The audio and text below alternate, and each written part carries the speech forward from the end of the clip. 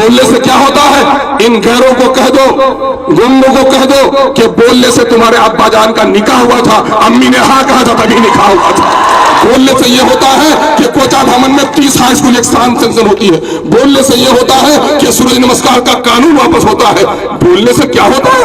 گنگے بولنا نہیں تو کیا اسمبلی اور پارلیمنٹ میں وہاں ناچنے کے لیے جانا ہے، وہاں گانے کے لیے جانا ہے، وہاں سونے کے لیے جانا ہے؟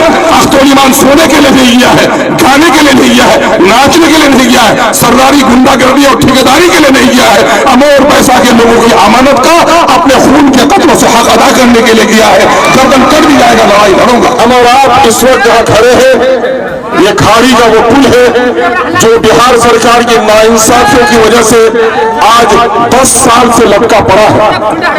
اور یہی نہیں بلکہ اس وقت جو ہم جمع ہوئے ہیں یہاں پر سیمانچل ادھیکار یاترا کے تعلق سے، اور جناب بیرسٹر اسدالدین اویسی صاحب نے آج پد یاترا کر کے آپ تک پہنچنے کا جو کام کیا ہے، دھول کے یہ غبار بھرے ہی تھے، لیکن میں یہ سمجھتا ہوں کہ بیرسٹر اسدالدین اویسی صاحب نے مظلوموں کو انصاف دلانے کے لیے جو اس دھول میں اپنا پد یاترا کیا ہے، دنیا میں اس کا صلہ ملے نہ ملے، یقیناً اللہ تبارک و تعالیٰ آخرت میں ضرور اس کا صلہ پہنچائے۔ جناب بیرسٹر اسدالدین اویسی صاحب، میڈیا کے ساتھیوں، میں آپ سے کہنا چاہتا ہوں کہ سیمانچل کا یہ علاقہ پورے بھارت میں امن و شانتی اور ہندو مسلم محبت کی ایکتا نظیر ہے۔ اس کی کوئی نظیر پورے دیش میں نہیں ہے۔ یہاں اگر ہندو مرتا ہے تو مسلم کی آنکھ پہ آنسو بہتا ہے، اور مسلم مرتا ہے تو ہندو بھائی اپنا غم مناتا ہے۔ ہم ہندو اور مسلم یا الگ الگ ذات کے ہو سکتے ہیں، لیکن ہم نے کبھی مذہب کے نام پر دنگا نہیں کیا، بلکہ مذہب کے نام پر محبت کر کے پورے بھارت کو پیغام دیا ہے۔ ہم شریف ہیں، ہم بھوکے ہیں، ہم بیمار ہیں، ہم ناخواندہ ہیں، لیکن دلی اور پٹنہ کی بیٹھی ہوئی ظالم سرکاروں سن لو، ہم دنگائی نہیں ہیں۔ تم نے شاید ہماری اسی شرافت کو ہماری کمزوری سمجھا۔ آزادی کے وقت جب سن 1947 کا 15 اگست کا دن ہوا تھا اور سورج کی کرن پہلے نکلی تھی، تو نتیش جی سب سے پہلے اس کرن نے سرسی کے لوگوں کو سلام کیا تھا، کھاری کے لوگوں کو سلام کیا تھا۔ نالندہ میں 10 منٹ بعد آزادی کی سورج کو آپ نے دیکھا تھا۔ دلی میں بیٹھے ہوئے لوگوں 45 منٹ بعد آپ نے ہمارے سورج کو دیکھا تھا آزادی کا۔ مہاراشٹر میں بیٹھے ہوئے لوگوں 1 گھنٹے کے بعد سورج کی آزادی کو دیکھا تھا، لیکن سورج کی آزادی کی کرن جو سورج کی پہلے پہنچی، آج وہ علاقہ سب سے خستہ حال ہے۔ ہم ایسے نہیں تھے، آزادی کے بعد بھی ہمارے اس علاقے میں 1970 تک بہار کے دوسرے حصے کے مزدور کام کرنے کے لیے آتے تھے۔ کوئی بیٹھک ایسا نہ تھا جو بہار کے دوسرے ضلع کا مزدور یہاں پر نہ تھا۔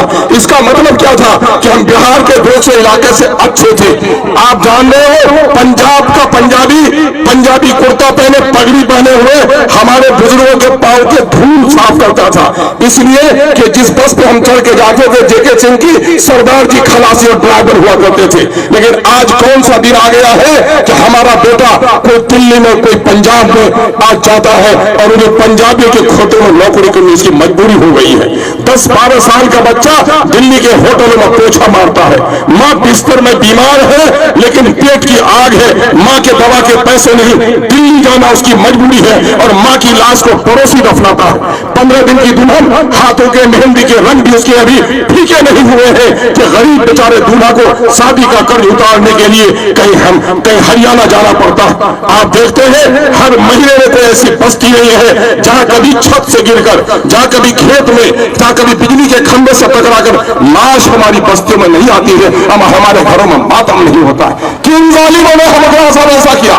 کیا ہم نے ٹیکس کے پیسے نہیں دیے؟ ہمارا نوجوان اپنے گھروں میں کام نہیں کر سکتا، پڑھنے کے لیے بھی ہم کو دلی یہاں سے سفر کرنا ہے، بیمار ہو تو پورنیہ نہیں دلی جانا ہے، پٹنہ جانا ہے، 400-500 کلومیٹر کی دوری پر جانا ہے۔ بیماروں کے لیے بھی پردیس، پڑھنے کے لیے بھی پردیس، روزگار کے لیے بھی پردیس۔